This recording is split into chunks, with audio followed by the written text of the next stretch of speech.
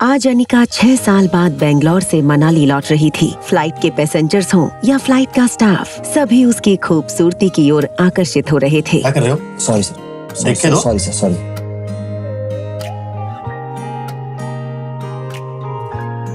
लेकिन 6 साल पहले अनिका इतनी खूबसूरत नहीं थी। उन 6 सालों में अनिका के साथ कुछ ऐसा हुआ था जिसके कारण उसकी जिंदगी नर्क से भी बदतर हो गई थी। आज भी उन काले दिनों को वो भूली नहीं है। अनिका, तुम माँ बनने वाली हो। हाँ अनिका, तुम प्रेग्नेंट हो। डॉक्टर के ये शब्द सुनते ही कि वो आखिर प्रेग्नेंट कैसे हो सकती है। देखिए मिस्टर गौतम गुलेरिया, इससे पहले कि आप कोई फैसला लें, मैं आपको बता देना चाहती हूँ प्रेगनेंसी के 4 महीने हो चुके हैं। So abortion is out of the question. This is impossible doctor. मुझे आज तक कभी किसी ने छुआ तक नहीं है। मैं प्रेग्नेंट कैसे हो सकती हूँ? इसका जवाब डॉक्टर को नहीं, तुमको देना है।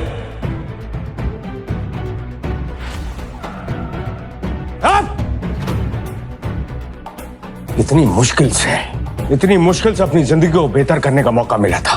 क्या किया तुमने? हाँ? जानती हो तुम कितनी नसीब वाली हो। डोगरा खानदान के इकलौते वारिस कुणाल डोगरा के साथ तुम्हारी शादी हुई थी।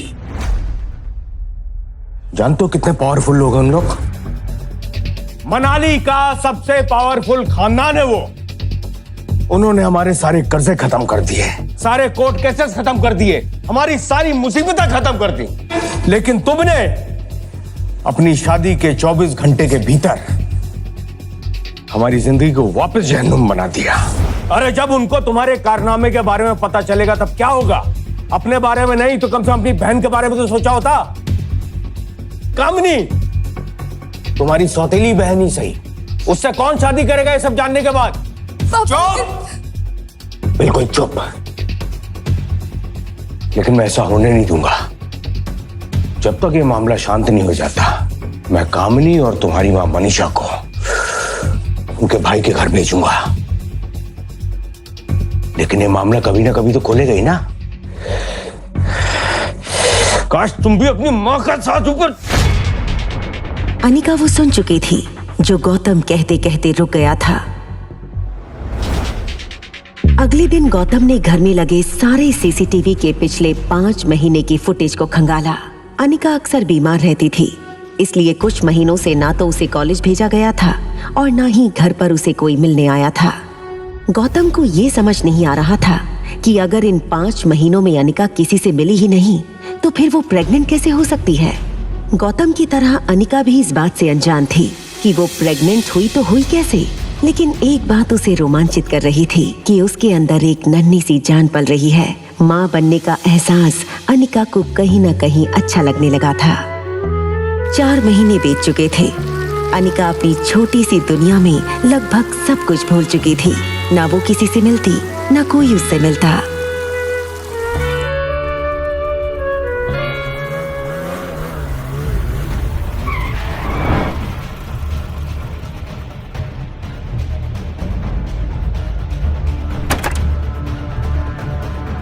ये लड़का और कोई नहीं बल्कि अनिका का पति कुणाल डोगरा था। कुणाल की शादी अनिका से भले ही उसकी मर्जी के खिलाफ करवाई गई थी, लेकिन अपनी बीवी की कोख में किसी और का बच्चा देखना कोई भी मर्द बर्दाश्त नहीं कर सकता है। कुणाल शादी के मंडप से सीधे दिल्ली अपनी कॉलेज की पढ़ाई करने चला गया था और वहीं पहुंचकर शादी के दूसरे दिन उसे अनिका की प्रेगनेंसी की खबर मिली थी। वो पापा घर पे नहीं है इस वक्त। अरे कुणाल बेटा, क्या हुआ? छुट्टियां शुरू हो गई क्या कॉलेज की? 4 महीने के बाद आया हूं मैं। ऐसे स्वागत करोगे अपने दामाद का? और वैसे भी यहां काफी कुछ बदल चुका है।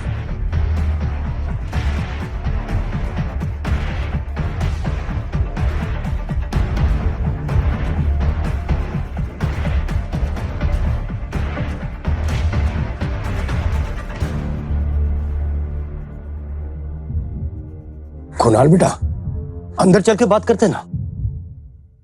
बेटा देखो, अगर तुम इस शादी को तोड़ना चाहते हो तो मैं समझ सकता हूं। आप तो अच्छे से समझ सकते हो, लेकिन मेरे वो दादाजी जबरदस्ती इस मोटी से मेरी शादी करा दी, और अब वो बोल रहे हैं कि इस औलाद को मैं अपना नाम दूं। हाँ, इसे देख के ऐसा लगता है मुझे ऐसे गुनाह की सजा मिल रही है जो मैंने की ही नहीं है। किस औलाद है ये? बोल। मेरे बच्चे को मत बोलो। क्या? मैं पालूंगी इसे, और रहा सवाल है शादी का, तो मैं इसे नहीं मानती।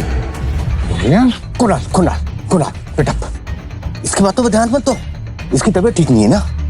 और रहा सवाल इस बच्चे का, तो इसके पैदा होते ही मैं इसे अनिका से दूर कर दूंगा। चलो अंदर चलते ना, एक ड्रिंक लेके आओ।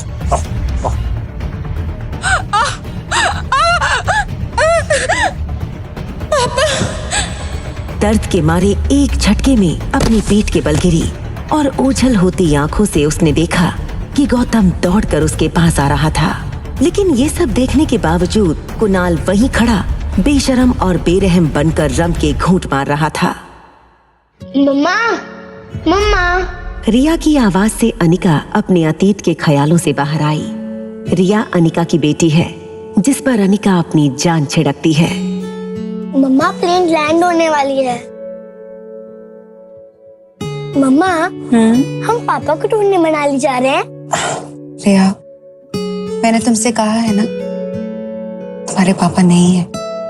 कम ऑन मम्मा, स्कूल में टीचर्स कहती है कि हर बच्चे के मॉम एंड डैड होते हैं, और मैं अपने गेमिंग वर्ल्ड की कैरेक्टर्स की तरह कोई दूसरे वर्ल्ड से तो नहीं आई हूँ ना, और न ही मुझे जादूगर ने अपने हैट से निकाला है।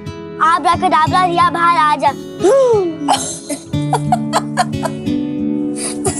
कुछ भी बोलती हो तुम। हाँ मम्मा, हम पापा को ढूंढने मनाली नहीं जा रहे, तो क्या भाई को ढूंढने जा रहे हैं? रिया का ये सवाल सुनकर अनिका गहरी सोच में डूब गई थी।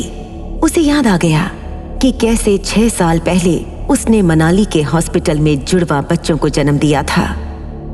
अनिका के पापा गौतम के कद काठी के एक आदमी ने उससे उसके दोनों बच्चों को छीनने की कोशिश की थी। कमजोर अनिका ने बड़ी हिम्मत से उस आदमी को रोकने की कोशिश की, मगर वो अपने बेटे को नहीं बचा पाई। उस हादसे के बाद से अनिका के जीने का सहारा उसकी बेटी रिया बन गई। मनाली में रिया की जान को भी खतरा हो सकता है, ये सोचकर अनिका रिया को लेकर अपनी बुआ के पास बेंगलोर चली गई, जहां सही तरीके से इलाज के बाद पता चला कि अनिका का शरीर हार्मोनल इम्बैलेंस की वजह से बड़ा हुआ था। अनिका ने खुद को फिट करने की कसम खा ली। अपने खोए हुए बेटे को ढूंढने के लिए और अपने साथ हुए अन्याय का बदला लेने के लिए वो फिर से मनाली जाना चाहती थी। कड़ी मेहनत के बाद अनिका पूरी तरह से बदल चुकी थी। बहुत ही खूबसूरत लग रही हो अनिका। मनाली में तो लोगों के होश ही उड़ जाएंगे। ये लो कोट। अनिका देश की सबसे बड़ी न्यूरोसर्जन डॉक्टर अमृता के नाम से मशहूर हो गई थी। आज 6 सालों बाद अनिका उर्फ डॉक्टर अमृता मनाली एयरपोर्ट में जैसे ही लैंड हुई, उसके पापा गौतम का उसे फोन आया। हेलो पा, कुणाल तुमको लेने एयरपोर्ट आ रहा है, फौरन घर आ जाओ। उसके बाद तुमको 2 पेपर साइन करने हैं, एक डिवोर्स के और एक का। तुम घर आओ, फिर मैं पूरी बात बताता हूँ। दूसरे पेपर में ऐसा क्या है जो गौतम कहते कहते रुक गया? क्या कोई बात है जो वो अनिका से छुपा रहा है? अभी तक इन 6 सालों में कुणाल भी काफी बदल चुका था। अब वो एक कॉलेज स्टूडेंट नहीं रहा था, बल्कि एक बिजनेसमैन था। पूरी दुनिया में ऐसा कोई मर्द नहीं होगा जिसको डिवोर्स मिलने पे इतनी खुशी मिलती हो। आज तो डिवोर्स पेपर पर साइन करवा के रहूंगा। अरे आप फिक्र मत करो सर, आज ना घर से मैं माता के दर्शन करके निकला हूँ। आज मैंने भगवान से प्रार्थना की है कि आपकी ये 6 साल पुरानी मनोकामना पूरी हो।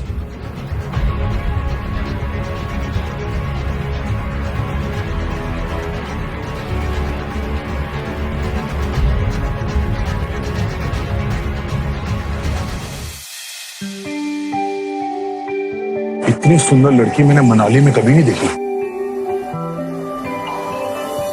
हाँ सर, लगता है किसी फिल्म की शूटिंग के लिए आई है।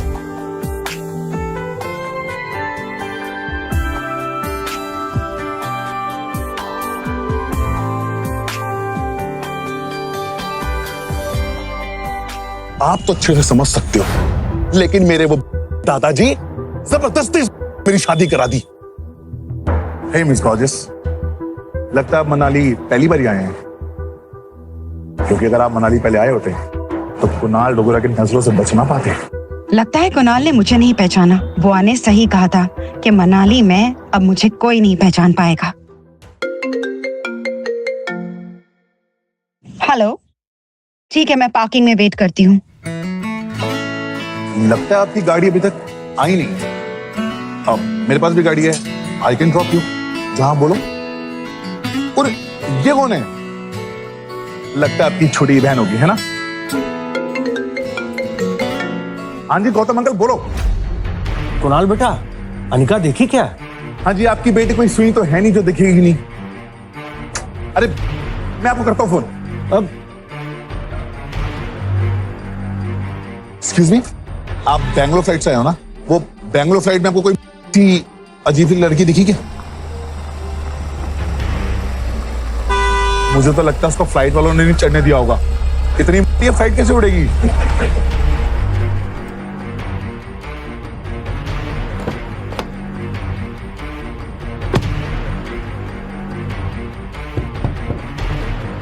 अपना नाम तो बताते जाइए। आपका नाम? अनिका, अनिका गुलेरिया।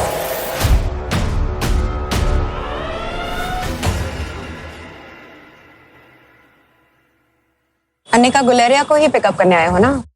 ओह या ऑफ कोर्स। इसको तो मैं टैक्सी से भेज दूंगा। आप मेरे साथ चलिए, थोड़ी जान पहचान भी हो जाएगी। चलिए ड्राइवर।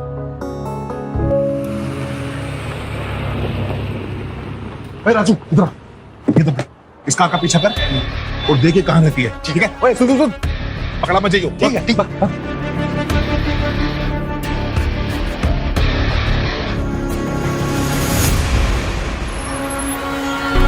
कुणाल के कहने पर उसका ड्राइवर अनिका की कार का पीछा करने लगा। कार की बैक सीट पर रिया गेम खेलने में बिजी थी। गेमिंग की दुनिया में रिया स्वीट एंजल के नाम से काफी पॉपुलर थी। उसके पहनावे से कोई ये नहीं कह सकता था कि वो एक लड़की है। रिया का मासूम चेहरा देखकर अनिका सोच रही थी कि पता नहीं रिया को मनाली लाकर उसने सही काम किया था या गलत। तभी उसे एक फोन आया। 6 सालों से गौतम ने अनिका को कभी फोन नहीं किया था और आज वो पल पल की खबर लेना चाहते थे। कुछ घंटों बाद अनिका की कार मनाली के सबसे बड़े 5 स्टार होटल पैराडाइज में दाखिल हुई, लेकिन कुणाल के ड्राइवर राजू को बुकिंग न होने के कारण होटल में एंट्री नहीं मिली। होटल पैराडाइज मनाली का सबसे खूबसूरत और सबसे महंगा होटल है। होटल स्टाफ और उसके प्रीमियम इंटीरियर्स को देखकर समझ आ रहा था कि क्यों देश विदेश से आए टूरिस्ट मनाली के इस होटल में रहना पसंद करते हैं। किसी भी आम इंसान के लिए इस होटल को अफोर्ड करना उतना आसान नहीं था, मगर world famous neuro surgeon doctor Amrita उर्फ अनिका को इससे क्या फर्क पड़ने वाला था। यहाँ पर सिर्फ 2 ही रूम्स हैं? यस मैम, इस फ्लोर पर 2 ही लग्जरी अपार्टमेंट है, एक आपका और एक इस होटल के ओनर रोहित मारवा सर का। रोहित मारवा होटल पैराडाइज का मालिक और मारवा इंडस्ट्रीज का सीईओ। बिजनेस टाइकून रोहित की पर्सनालिटी किसी फिल्मी हीरो से कम नहीं थी।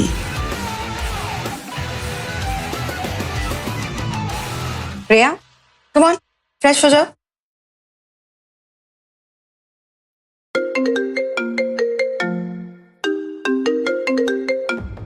Hello, What kind of behavior is this, Anika? Kunal 2 घंटे तक तुम्हारा एयरपोर्ट पर वेट करता रहा, तुम उसके साथ आई क्यों नहीं? कहाँ हो तुम? बस अभी आ रहे हैं। अनिका को गौतम का बार बार फोन करना अजीब लग रहा था। इन 6 सालों में अनिका ने गौतम से बात करने की बहुत कोशिश की थी, लेकिन उसने उसका फोन हमेशा इग्नोर किया था। ना उसने अनिका को अपनाया और ना ही रिया को। क्या गौतम ने सिर्फ डिवोर्स पेपर साइन करने के लिए अनिका को मनाली बुलाया है, या फिर कोई और बात है जिससे अनिका अनजान है? गुलेरिया हाउस जाने के लिए अनिका जैसे ही अपने रूम से बाहर आई, उसकी असिस्टेंट राज लक्ष्मी का उसे फोन आया। हेलो मैडम, आशा करती हूँ कि आपकी फ्लाइट सेफ और कंफर्टेबल थी एंड आई होप कि आपको नींद भी अच्छी से आई होगी। हाँ हाँ, तुम ये बताओ कि तुमने एक्टिंग करने के लिए कॉल किया है या फिर कुछ और भी कहना है? फिर से वो बिजनेस टाइकून रोहित मारवा का मेल आया है और वो अपने दादी माँ का ट्रीटमेंट देश की सबसे बड़ी न्यूरो सर्जन डॉक्टर अमृता यानी कि आपसे करवाना चाहते हैं और वो भी मनाली में है और आप भी मनाली में हैं। तो मैंने सोचा क्या मैं अपॉइंटमेंट बुक कर दूं? बिल्कुल नहीं। ये जो अमीर लोग होते हैं ना, ये अपने बड़े बुजुर्ग की चिंता करने का सिर्फ ढोंग करते हैं। इनका असली मकसद कुछ और ही होता है, या तो बिजनेस या फिर प्रॉपर्टी। हमें इनसे दूर ही रहना चाहिए। Okay, as you wish.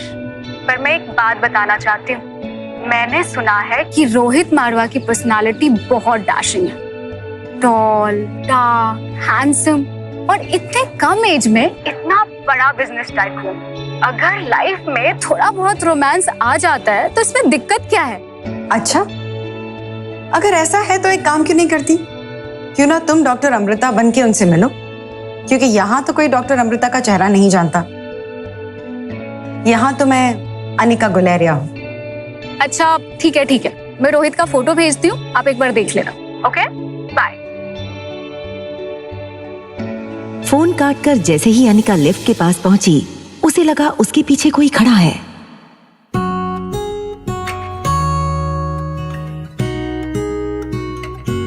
रिया, तुम? मम्मा जल्दी वापस आ जाएगी, ओके? और आते वक्त तुम्हारी फेवरेट चॉकलेट आइसक्रीम लाएगी।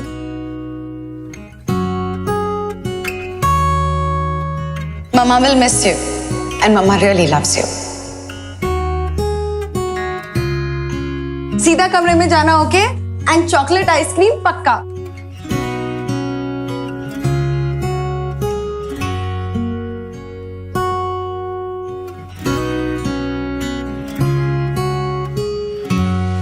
अनिका के जाते ही उसके सामने वाले रूम का दरवाजा खुला और किसी को ढूंढते हुए उससे बाहर आया होटल का मालिक रोहित मारवा।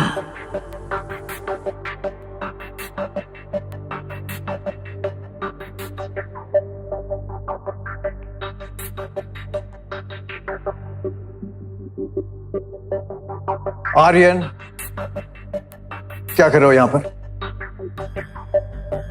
तुम्हें कितनी बार कहा है कि कमरा छोड़कर नहीं जाना है, स्टिल यू डोंट अंडरस्टैंड? कोई बात नहीं, चलो get back to your room. जिस लड़की को रिया समझकर कुछ ही पल पहले अनिका ने बात की थी, वो बच्चा रिया नहीं बल्कि आर्यन था।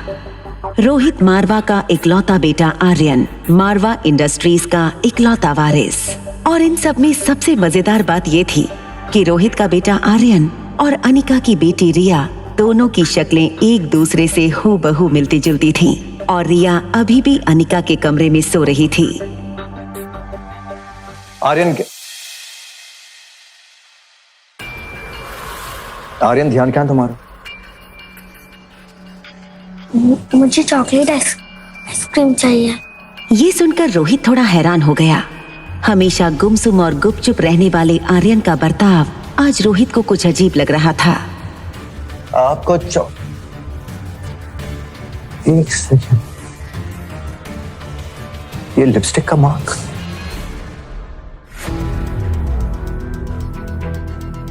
It's okay, go.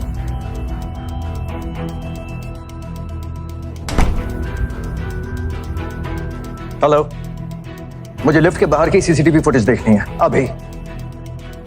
फुटेज में रोहित ने जो देखा वो देखकर वो दंग हो गया। आर्यन एक ऐसा बच्चा था जो किसी अजनबी से तो दूर बल्कि रिश्तेदारों से भी ज्यादा बात नहीं करता था, न ही उसके पापा के अलावा किसी के साथ मिक्स होता था। लेकिन सीसीटीवी में आर्यन ने एक बिल्कुल अनजान औरत को अपने पास आने दिया, यहाँ तक कि उसे किस भी करने दिया। ये बात रोहित को बड़ी अजीब लगी। रोहित का पूरा गुस्सा अपने मैनेजर और गार्ड्स के ऊपर निकला। किसी अनजान लड़की को अपने बेटे के साथ यूं घुलता मिलता देख उसे गुस्सा आने लगा था। वो जानना चाहता था कि आखिर वो लड़की है कौन। दूसरी तरफ अनिका गुलेरिया हाउस पहुंची, जहां शानदार पार्टी चल रही थी। ये पार्टी थी कामिनी के बर्थडे की। कामिनी यानी अनिका की सौतेली छोटी बहन। ज्योति बुआ की बेटी प्रीति को यूं जमीन पर गिरा दे अनिका को उसके लिए बुरा लग रहा था। You know what, my love?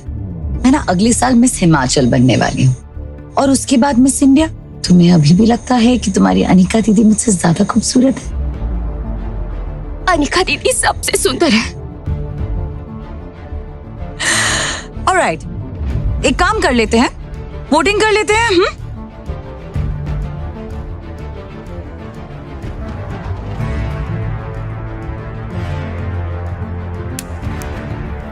कामिनी ने 6 साल पहले वाली मोटी दिखने वाली अनिका की फोटो जलाई और सबके सामने तमाशा बनाने लगी।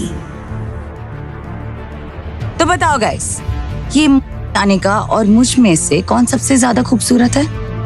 किस किस ने मुझे वोट्स दिए? कामिनी, कामिनी, कामिनी, कामिनी, कामिनी, कामिनी, कामिनी, कामिनी, कामिनी, कामिनी। बेचारी प्रीति, तुम तो हार गई। तो अब तुम हारी गई हो तो इसका मतलब तुम्हें सजा भी मिलेगी। तो तुम्हारी सजा ये है कि तुम्हारी अनिका दीदी की जो फोटो की राख है ना, वो मैंने इस जूस में मिला दी। तुम्हें ज्यादा कुछ नहीं करना है, बस इसे पीना है ना? चल, be a good girl, no, take a sip, come on, come on, come on, come on.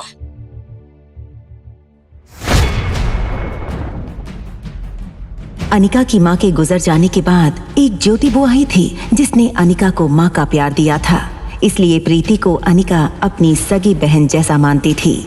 हार जीत का फैसला खेल खत्म होने के बाद ही होता है, और खेल अब तक खत्म नहीं हुआ है। अनिका दीदी, so happy to see you. Anika? अरे यार, ये अनिका तो कितनी खूबसूरत हो गई है। OMG, ये तो किसी फिल्म की हीरोइन जैसी लगती है यार। She looks so gorgeous and sexy. चलो, जीत किसकी हो गई ये तो पता चल गया। अब सजा जो तय हुई थी वो पूरी कर ले। चलो, पी लो। ये कैसे हो सकता है? तुम इतनी कैसे बदल सकती हो? Come on, P low. Come on, पियो ना। Come on, stop it. और तभी ग्लास टूटने की आवाज सुनकर गौतम और अनिका की सौतेली माँ मनीषा वहाँ भागते हुए आ गए। पापा, मम्मा, ये अनिका ने जानबूझ के आके मेरी बर्थडे पार्टी स्पॉइल करने की कोशिश की। मैंने तो सिर्फ इससे इतना पूछा कि इसने अपना वजन कैसे घटाया, तो मुझसे कहने लगी कि मैं तुमसे कई ज्यादा खूबसूरत हूँ और तुम्हारी औकात ही क्या है मेरे सामने। डिवोर्स पेपर पर साइन करने के लिए तुम्हें इतनी ड्रामेबाजी करने की जरूरत नहीं है। अभी अंदर चलो, मुझे तुमसे बात करनी है।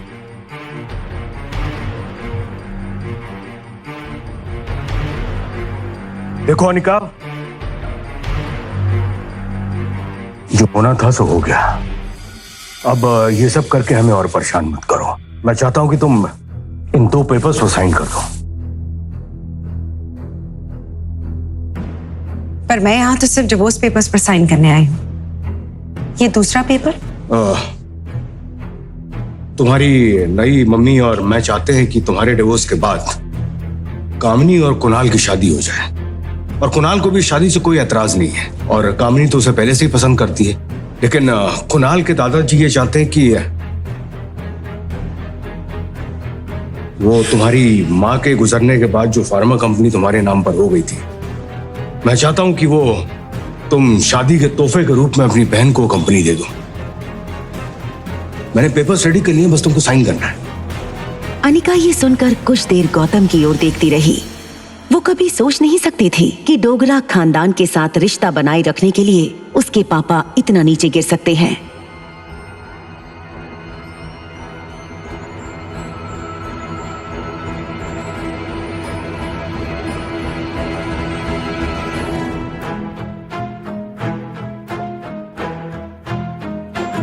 अपना कहने के लिए इस दुनिया में इस कंपनी के अलावा मेरे पास और कुछ नहीं है। ये मेरी माँ की आखिरी निशानी थी जो उन्होंने मुझे दी थी। माफ कीजिएगा, मैं ये कंपनी कामिनी को नहीं दे सकती।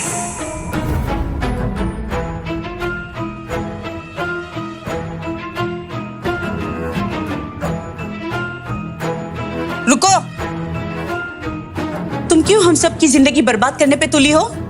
पहले ही बिन ब्याही माँ बनके तुमने समाज में हमारी इज्जत उछाल दी है। वो कम था जब अपनी छोटी बहन की जिंदगी बर्बाद करने चली हो।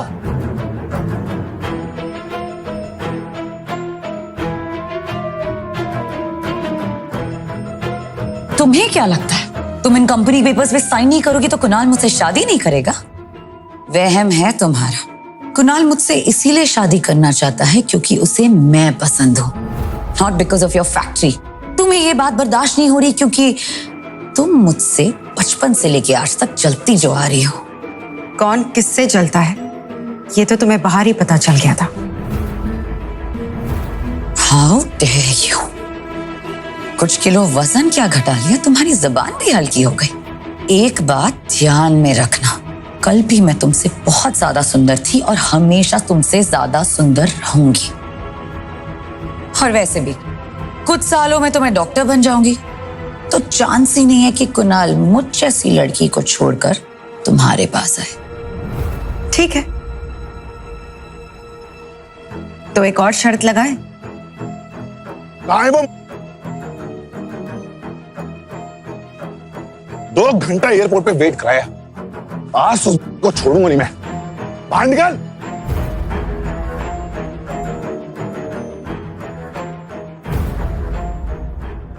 कुणाल कुणाल कुणाल अंदर मत जाना। अब कुणाल मेरा मतलब है कि वो क्या है ना, तुम अभी उससे मिलोगे बेबी, तुम्हारा मूड खराब हो जाएगा ना। I don't want that for you, please. 2 घंटा एयरपोर्ट पे वेट किया मैंने, दिखा धूप में खड़े होके। I know, but listen, Kunal सुनो, एक सेकंड मेरी बात सुन लो। वो शर्मा रही है तुमसे मिलने के लिए। पहले 120 किलो की थी ना, अब और मोटी हो गई है, इसीलिए प्लीज अंडरस्टैंड ना। और वैसे भी कुणाल, आज मेरा बर्थडे है, तो मैं ना तुम्हें एक बेस्ट बर्थडे गिफ्ट देना चाहती हूँ जो तुम जिंदगी भर याद रखोगे। मम्मी पापा अंदर उससे पेपर साइन करवा रहे हैं, पर तुम्हें पता है कुणाल, वो पेपर साइन करने के लिए रेडी ही नहीं थी। हाँ, अरे बट अभी मान गई, उसे पैसों का लालच हमने दिया ना, अब मान गई वो। अब कुणाल, मेरी बर्थडे पार्टी तुम्हारे लिए मैंने तुम्हारा फेवरेट अल्कोहल फूड सब अरेंजमेंट कर दिया है। तुम बस चलो, तुम अपने दोस्तों के साथ थोड़ा एंजॉय करो, ओके? कम। उसी वक्त कुणाल के फोन पर उसके ड्राइवर राजू का मैसेज आया जिसमें लिखा था होटल पैराडाइज।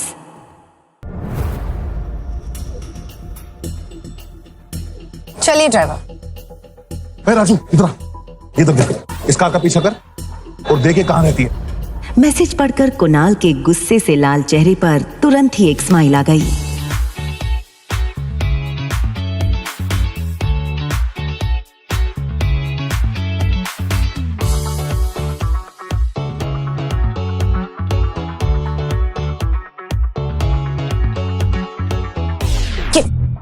नॉनसेंस! इधर आओ तुम। करना क्या चाहती हो तुम?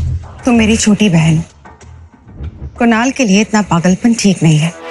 वो एक अच्छा लड़का नहीं। मुझे पता है कौन कैसा है, और वैसे भी अगर तुम्हें मेरी इतनी फिक्र है तो वो कंपनी मेरे नाम क्यों नहीं की तुमने? हाँ, कामिनी के इस सवाल से अनिका इतना तो समझ चुकी थी कि कामिनी को समझाने का कोई फायदा नहीं था, इसलिए वो आगे कुछ भी कहे बिना मुड़कर जाने लगी। वैसे ये फार्मा कंपनी रखी किसके लिए है? एक जिगरी यार के लिए या अपनी औलाद के लिए? खबरदार, जो आज के बाद मेरी बेटी को कहा था। अनिका दुनिया में हर चीज से लड़ सकती थी, मगर कोई उसकी बेटी को कहे ये उसे बर्दाश्त नहीं था। मुझे आज तक कभी किसी ने छुआ तक नहीं है, मैं प्रेग्नेंट कैसे हो सकती हूँ? आखिर अनिका के बच्चों का बाप है कौन? ये सवाल अनिका को पिछले 6 सालों से सता रहा है, लेकिन आज अनिका के मन में एक और सवाल था कि आखिर उसकी माँ की फार्मा कंपनी को हथियाने के पीछे सब क्यों पड़े हैं। तभी अचानक उसे कुछ याद आया और कंपनी के वफादार मैनेजर को उसने फोन लगाया। हेलो मनोज अंकल, नमस्ते। अनिका बेटी, कैसी हो? इतने सालों के बाद कंपनी की मालकिन ने अपने इस मुलाजिम को याद किया। कंपनी की मालकिन तो मैं सिर्फ कागज पर हूँ, कंपनी के असली मालिक तो आप हैं। अच्छा अंकल, मुझे ये पूछना था कि कंपनी ठीक तो चल रही है ना? बेटा, बस यूं समझ लो, डूबती हुई नाव में छेद को पकड़कर बैठा हूँ। फिर भी सालाना 4-5 लाख का प्रॉफिट हो जाता है, जो मैं गौतम जी को भिजवा देता हूँ। अब तुम कहो तो आगे से तुम्हें भिजवा दूंगा। नहीं नहीं अंकल, इसकी कोई जरूरत नहीं है। आप अपना ध्यान रखिए। आखिर ऐसी क्या बात है इस छोटी सी कंपनी में जो डोगराज हाथ धोकर कंपनी के पीछे पड़ गए हैं। पहले मेरे जरिए ये फैक्ट्री हड़पने की कोशिश की और उसी के चलते कुणाल से मेरी शादी करवाई और अब डिवोर्स। भैया, ये आइसक्रीम शॉप पर रोकना प्लीज।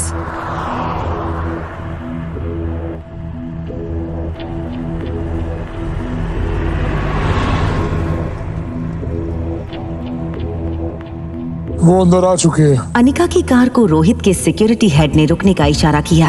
ये देखकर अनिका हैरान हो गई।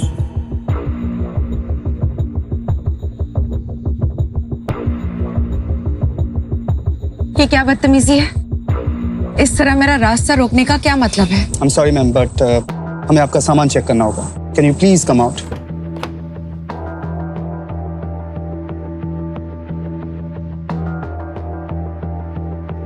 अनिका को समझ नहीं आ रहा था कि उसके सामान की तलाशी क्यों ली जा रही है।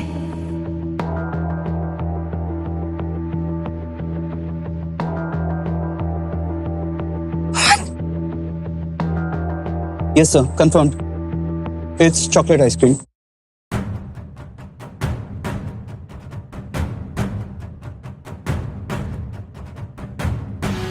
रोहित को सामने आता देख अनिका अचंभित हो गई। अनिका ने रोहित की फोटो देखी थी, इसलिए वो उसे तुरंत पहचान गई। What nonsense is this?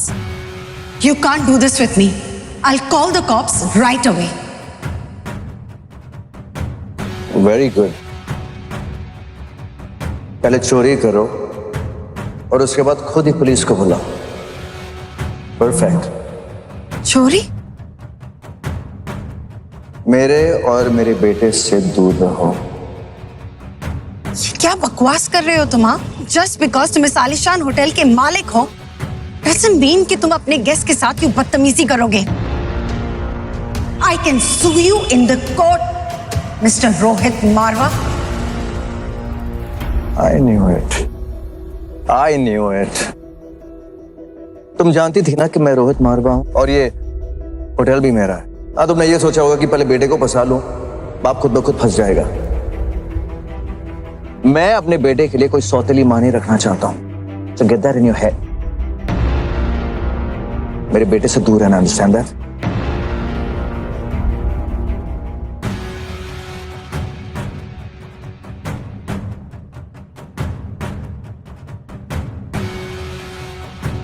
समझता क्या है अपने आप को? इस रोहित मारवा को तो मैं सबक सिखा के ही रहूंगी। ये लड़का और कोई नहीं बल्कि रोहित मारवा का कजन भाई सनी था। देखो दीदी, मेरा भाई ना इतनी आसानी से फंसने वालों में से नहीं। बहुत लड़कियां कोशिश कर चुकी हैं आपकी तरह, और ये वाला तरीका जो आपने अपनाया है ना, ये भी लड़कियां ट्राई कर चुकी। Think something out of the box. और मेरा भाई ना बहुत स्ट्रिक्ट है, ना वो किसी के पास जाते हैं और ना कोई उनके पास और इनके पास आ सकता है सिवाय मेरे। What nonsense is this? तुम्हारा दिमाग खराब हो गया है क्या? अनिका को यूं गुस्से में देखकर सनी पीछे हट गया। दूसरी तरफ गुलेरिया हाउस में पार्टी लगभग खत्म हो गई थी। I'm so glad कि कुणाल ये पार्टी एंजॉय कर रहा है। लेकिन कामिनी इस हकीकत से अनजान थी कि कुणाल उस एयरपोर्ट वाली लड़की के बारे में अपने दोस्तों से बातें कर रहा था और इसीलिए वो इतना खुश नजर आ रहा था। कंग्रेचुलेशंस बेटा। कामिनी के बर्थडे पे तुम्हारे लिए एक सरप्राइज गिफ्ट है। Thank you so much. आज इन डिवोर्स पेपर्स को देख के दिल हल्का हो गया। बट नॉट फॉर लॉन्ग, क्योंकि बहुत जल्द तुम दोनों की शादी होने वाली है।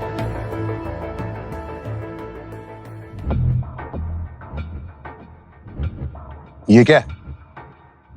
ये तो सिर्फ डिवोर्स पेपर है। जब तक अनिका फार्मा कंपनी के पेपर्स पे साइन नहीं कर देती, तब तक ना मैं शादी करूंगा और ना ही मेरी फैमिली करवाएगी। चलो पार्टीज ओवर। कुणाल कुणाल एक तरफ गुलेरियास के लिए अनिका से फार्मा कंपनी के पेपर्स पर साइन न करवा पाना थी उनके लिए बहुत बड़ी हार, तो दूसरी तरफ रोहित की बदतमीजी के कारण अनिका के सर पर गुस्सा था सवार। अनिका ने होटल बदलने का मन बना लिया था, लेकिन जैसे ही उसने रिया का मासूम चेहरा देखा, उसका गुस्सा 1 सेकंड में शांत हो गया। अनिका ने प्यार से जैसे ही रिया का माथा चूमा, उसके फोन पर एक नोटिफिकेशन आया। अनिका ने मोबाइल चेक किया तो देखा कि उसके डॉक्टर अमृता नाम वाले मेल बॉक्स में रोहित मारवा का मैसेज आया था। Want to meet you urgently? एक पेशेंट है जिसके दिमाग का ऑपरेशन करना है, जो सिर्फ आप कर सकती हैं डॉक्टर अमृता। उसने तेज उंगलियों से मैसेज टाइप करके बिना सोचे 1 सेकंड में बटन दबा दिया।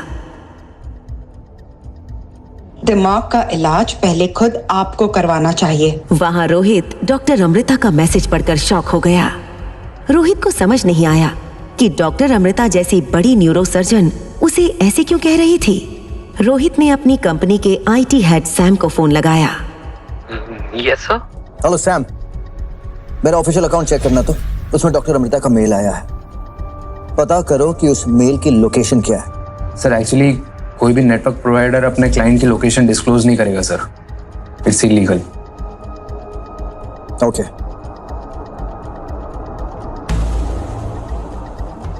हेलो, हाँ सनी। भैया वो आर्यन। व्हाट? आर्यन पर जरा सी तकलीफ आए तो रोहित बर्दाश्त नहीं कर सकता था। रोहित आर्यन को अपनी जान से भी ज्यादा चाहता है। उसकी पूरी दुनिया आर्यन में बसती है। सनी भैया, आर्यन। रोहित सीधा बेडरूम की तरफ भागा और वहां रोहित ने जो देखा वो उसकी समझ से बाहर था। आखिर ऐसा क्या देखा रोहित ने कि उसके होश उड़ गए। आगे की कहानी जानने के लिए देखें अगला एपिसोड सिर्फ पॉकेट एफएम के YouTube चैनल पर। और एक लड़की को देखा तो के सारे एपिसोड को सुनने के लिए डिस्क्रिप्शन में दी गई लिंक से डाउनलोड करें पॉकेट एफएम ऐप।